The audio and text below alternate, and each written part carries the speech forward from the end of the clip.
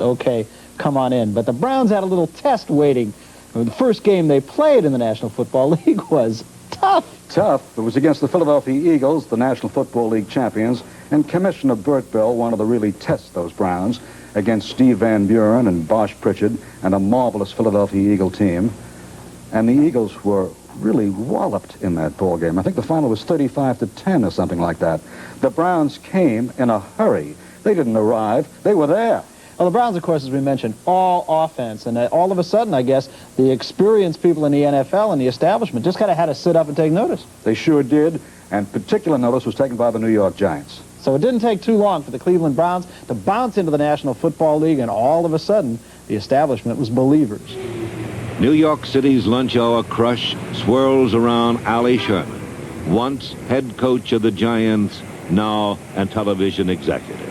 Sherman looks back to 1950, when as a Giant assistant, he scouted Cleveland in its first NFL game against the Philadelphia Eagles. The first time I ever scouted the Browns, I realized after the first 20 plays, this is the first time I'd ever seen this happen.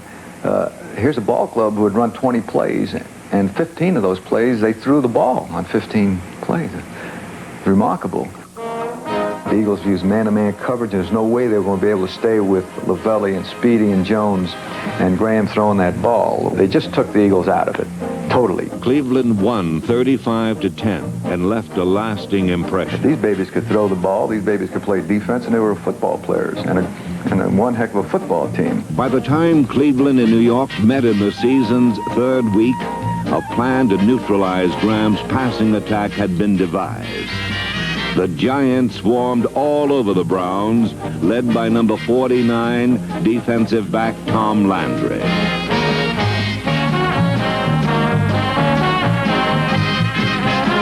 Cleveland's sideline patterns had never been shut off so effectively. But we came up with what got to be known as the umbrella defense. As soon as Graham got the ball from center and showed pass, Ray Poole and Jim Duncan, they were defensive ends that never played linebacker in their lives, but they were drilled to drop 8 yards at 45-degree angles. In fact, actually what they became were the first linebackers in what became a 4-3-4 that way. And that was the start of this great rivalry.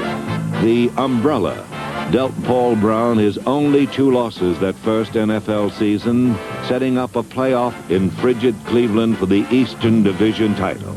This time, Graham went to crossing patterns underneath the umbrella.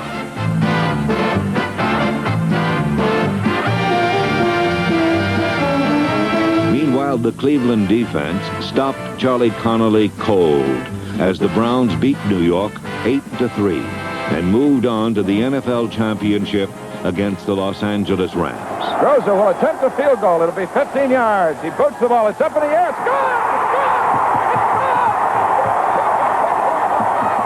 The outsiders from the lesser league were now champions of the world.